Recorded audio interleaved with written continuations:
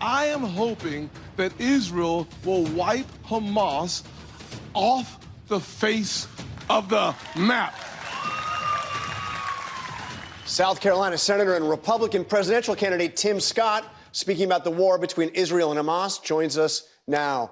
Senator Scott, thank you for being here. So we've seen overnight the Pentagon has boosted U.S. forces in the region. We have a second aircraft carrier headed to the region, headed to the Persian Gulf. What is your sense of what the United States military should be prepared to do to protect Israel if this war expands? Well, there's no doubt that escalation in the Middle East seems to be happening before our very eyes. The two carriers, one of them is already shooting down rockets. What we need to be prepared for is one of the reasons why we saw the THAAD missile system, anti-defense system, go into the Middle East is because we've seen conflict coming and we've seen rockets fired not only at Israel, but we've seen our own troops under pressure and, frankly, under attack as well. So what we need to do is make sure that we put the blame where it belongs, and that's on Iran. We need to send the clearest message that if we see the death of more Americans, that is on the shoulders, frankly, and in the hands of Iran. We need to deal with Hamas and Hezbollah by giving Israel the resources, the equipment. They already have the manpower. They've called up 360,000 troops. But fighting a war on two different borders is going to be something we should keep our eyes on, and we should send the message to Hezbollah, stand down, or there will be consequences. The president is asking for an emergency funding request, which includes $14 billion for Israel, $60 billion for Ukraine, also money for the border, money to protect Taiwan. Are you in favor of that package? I am not, as the package is currently constructed. I believe that leveraging the challenges in the war with Israel to get more assistance for Ukraine at that level of $60 billion is too much, and we need to have a single focus on bringing Congress together behind the support for Israel. That package would pass overnight. Having a package that's splintered makes it more difficult to get through the houses of Congress and get the aid to where we need it in sending a unified support to Israel. But you support aid to Ukraine, you support aid to Israel. If these come together, if that's the way this bill comes up, you're not going to vote against it, are you?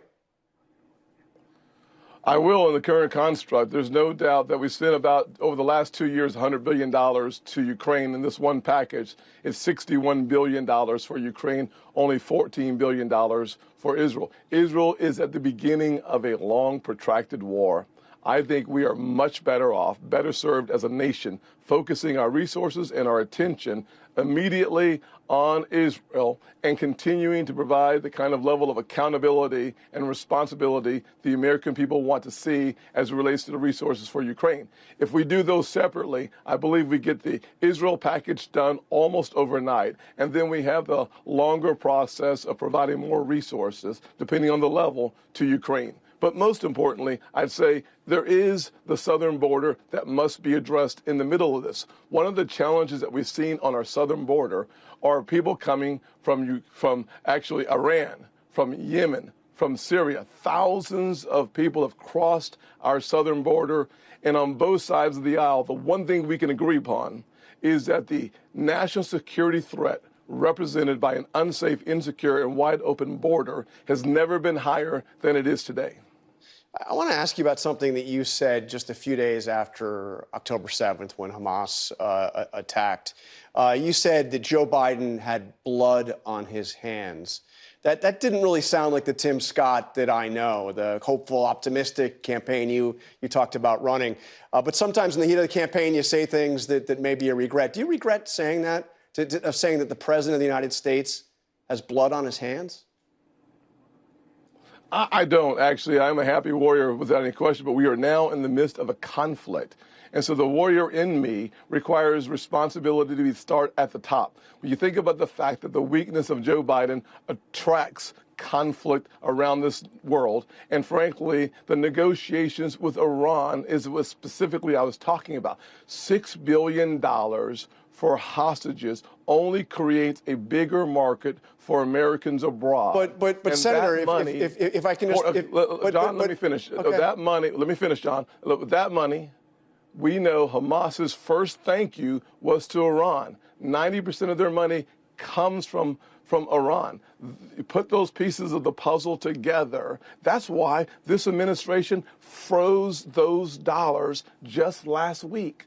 But I mean, I'm glad you mentioned they froze the money, because none of that money has gone to Iran, none of it. And you said that he has blood on his hands. I mean, with all due respect, that the blood is on the hands of Hamas. And to say that Joe Biden is complicit, which you also said, in the greatest, deadliest attack on the Jewish people since the Holocaust, I mean, that's beyond the pale, isn't it?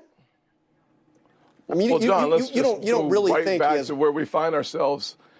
John, let me finish my thought here, because I think it's important for your viewers to hear the actual truth as I see it. There's no doubt that when you have President Biden negotiating with the Iranians for the release of hostages, I said this under President Obama as well, when we paid $400 million for hostages, you were creating a market for American lives to be lost.